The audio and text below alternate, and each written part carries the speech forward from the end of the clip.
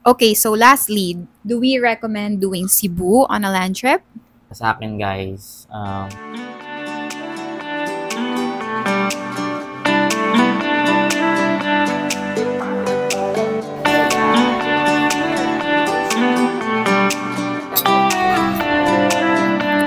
ano ba to?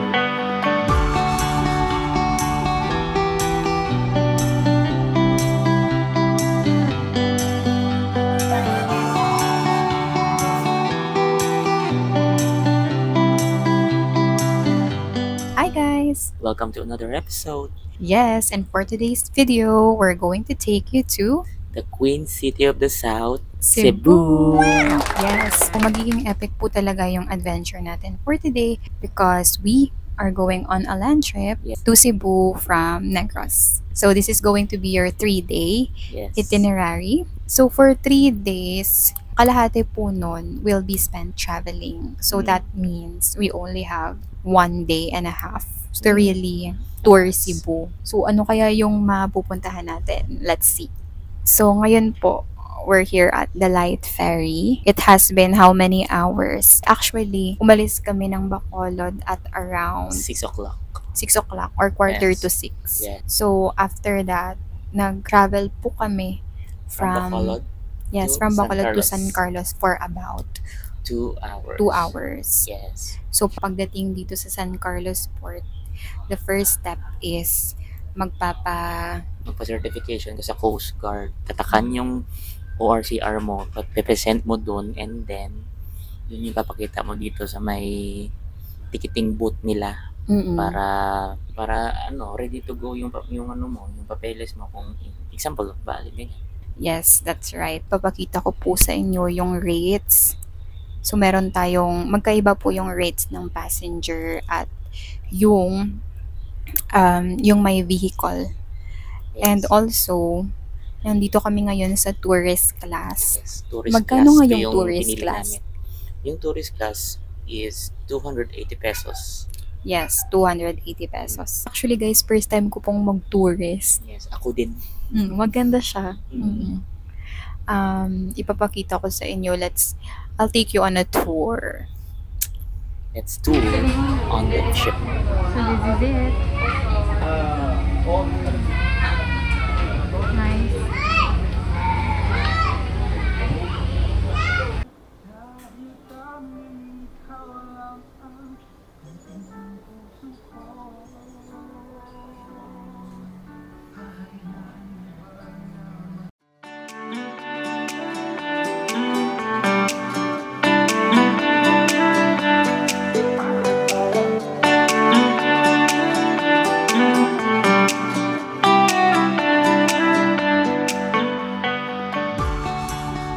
So, yung magiging route po natin is Bacolod City.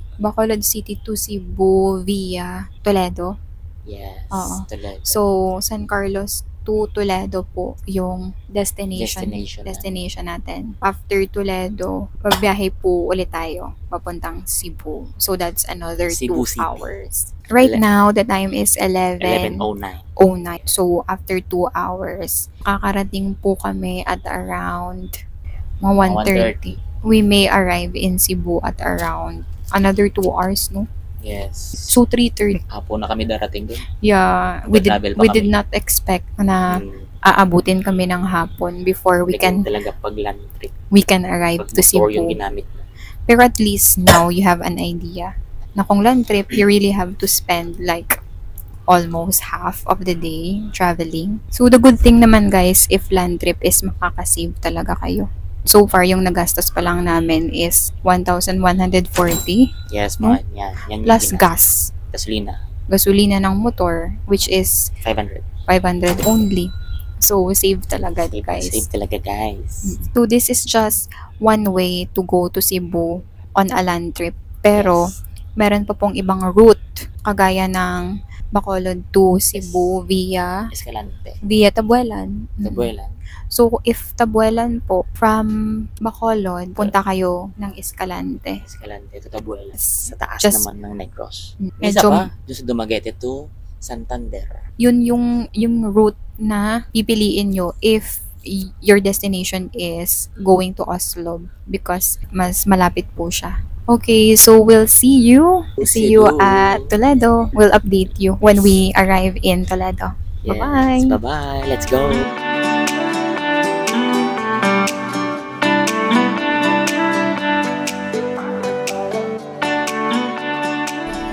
Time now is 11:58.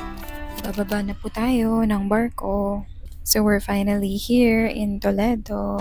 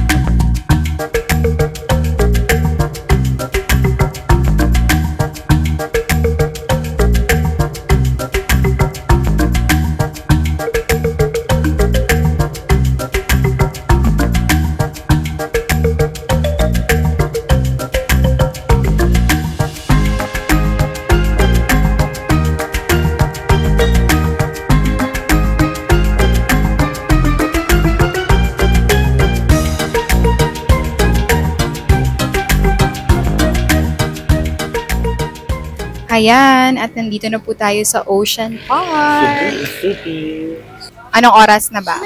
It's 4:30, I think, in the It's afternoon. around 4 na po. Medyo na-late na po kami. So, the plan here is magsa-sightseeing lang po kami and we might go to the aqua dining. It starts at 6 o'clock Yeah. until 10 Yun yung daw. sabi yung kanina ng babae doon sa labas. So, right now, maglilibot-libot lang muna kami.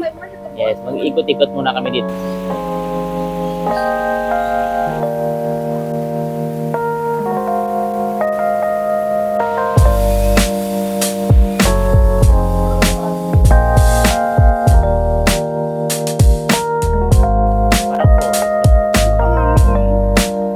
It's a man-made forest.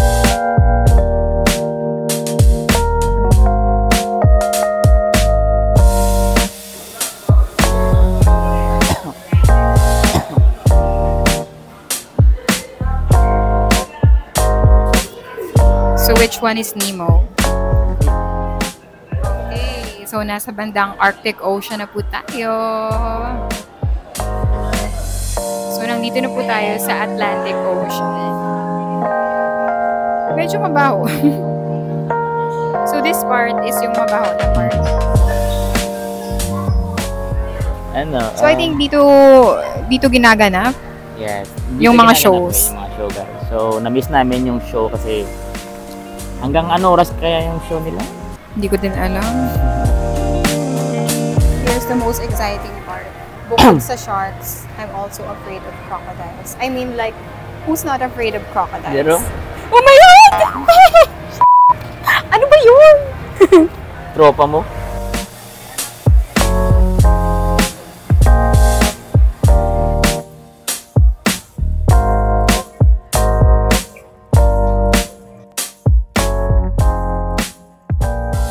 Kung gusto niyo po guys sasakay at i-submerge yung ano nyo, Himself.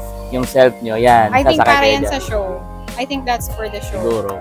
Ako, wag na. I think hindi yan advisable sa mga customers because, you know, it can get dangerous. Hmm.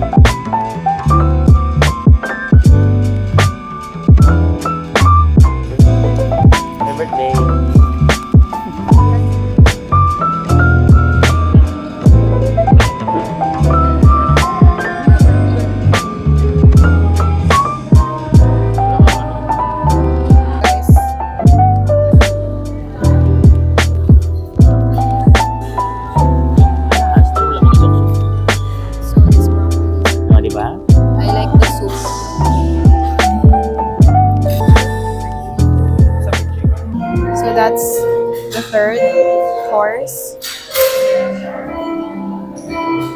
That's the beef one.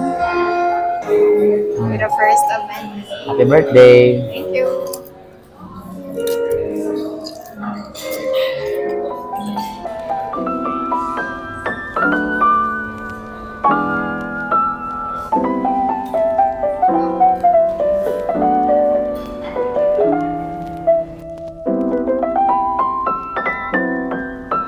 Ala, last course na.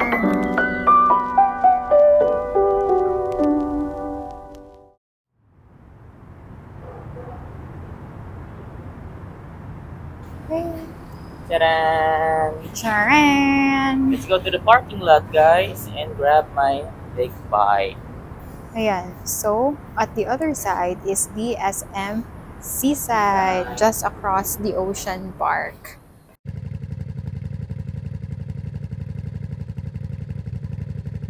So right now, Hey we're guys. here at SM Seaside. SM Seaside Cebu. Yes.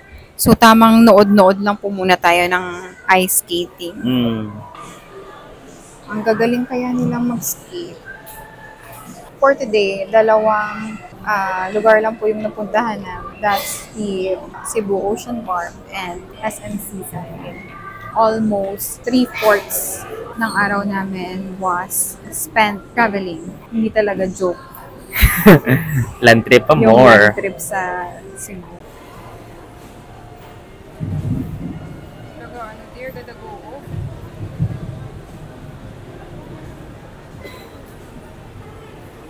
Actually, umuulan sa labas. So, Yes. Dito muna kami. we can't go home yet. Kasi Masyadong malakas yung ulan. Actually, pagod na kami. But we have no choice. Kasi malakas yung ulan sa labas. Finally, nakauwi na rin. And super wet. nabasa po kami, guys. Yes. Time is already 10:56. Pero we're still grateful na wala pong nangyaring masama despite the heavy rain. So, we're here! Ayan. So, nakapag-ayos na po kami. Hi, guys. Ngayong gabi. Mayong gabi. Yeah. So, ayan. Nakapag-ayos na po kami. Yes. While we were at the mall, umulan. Umulan ng todong-todo. Todong-todo. Nag-aantay So, pa nga kami. So, siyempre, kailangan na yung mga magpahinga. Yes. Actually, na-stuck kami doon sa mall. Mga 1 oras siguro. So, we finally decided na Yes. susulungin na lang namin Sulungin yung na lang namin yung para ulan makauwi para kami lang ng makauwi. maaga. We're actually grateful na despite the heavy rain, nakaabot pa rin tayo. Yes, nakaabot pa rin. Dito, Nakatawid pa in rin this ng cozy, Mactan Bridge. cozy condo. Speaking of which, I forgot to do a room tour. What I really like most about this unit is that kahit na hindi siya that close sa city mismo, nagustuhan ko yung mga amenities and Yes, amen. mga freebies ng host. Pakita mo nga For here. example, this one. So, meron ka ng free brush. Yes, meron ka Yan. ng toothbrush. Toothbrush. Siyempre, kailangan talaga yan. Diba, guys? We have a free soap.